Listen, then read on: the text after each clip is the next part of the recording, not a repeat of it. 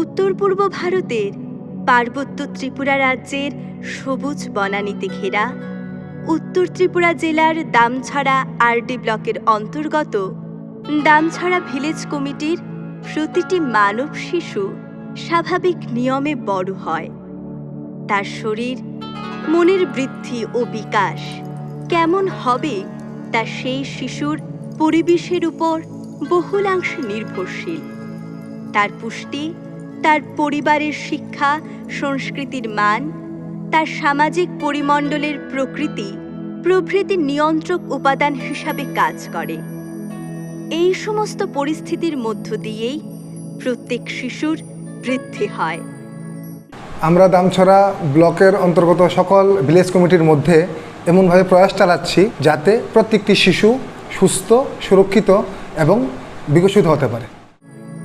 Damchhara village কমিটির 0 থেকে 6, 6 থেকে 14 বৎসরের শিশু সন্তানদের স্বাস্থ্য সচেতনতা, বিদ্যালয় শিক্ষা, সামাজিক পরিবেশ গড়ে তোলার ক্ষেত্রে অগ্রণী ভূমিকা পালন করে আসছেন অভিভাবক, শিক্ষক শিক্ষিকাগণ, আশাকর্মী এবং সমাজসেবীগণ। নমস্কার, দামছড়া এডিসি ভিলেজ এর অঙ্গনাদি সেন্টারের রিপোর্ট আমি এখনই দিচ্ছি। আমাদের এখানে অঙ্গনাদি সেন্টারে সমস্ত শিশুদেরকে আমরা 100% এনরোল করেছি এবং তাদেরকে আমরা এসএনপি প্রোভাইড করি।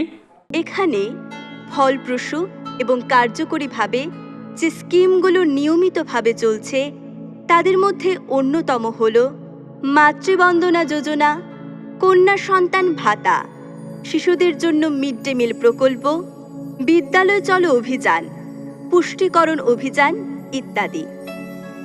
নমস্কার, দামছড়া এডিসি ভিলেজে এডিসি ইন্সপেক্টরেটের 2টি প্রাইমারি স্কুল আছে।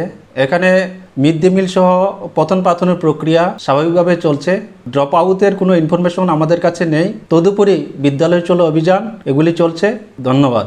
তদুপরি দামছড়া ভিলেজ কমিটি গৌরবের সাথে বলতে পারে এখানে কোনো শিশু শ্রমিক নেই। বাল্যবিবাহ অপ্রচলিত এবং নিরাকার। আমাদের দামছড়া থানার জুরিডিকশন চাইল্ডস ট্রাফিকিং কেস বা চাইল্ডস অ্যাবিউজ কেস বা ইনফরমেশন এখন পর্যন্ত আসে নাই বা হয় নাই। ভবিষ্যতে এই ধরনের ইনফরমেশন আসে তাহলে আমরা তরুণ অ্যাকশন নিব। সব শিশুরাই শিক্ষা আঙিনার অধীন এবং মাতৃক্রোড়ের মতো সুরক্ষিত।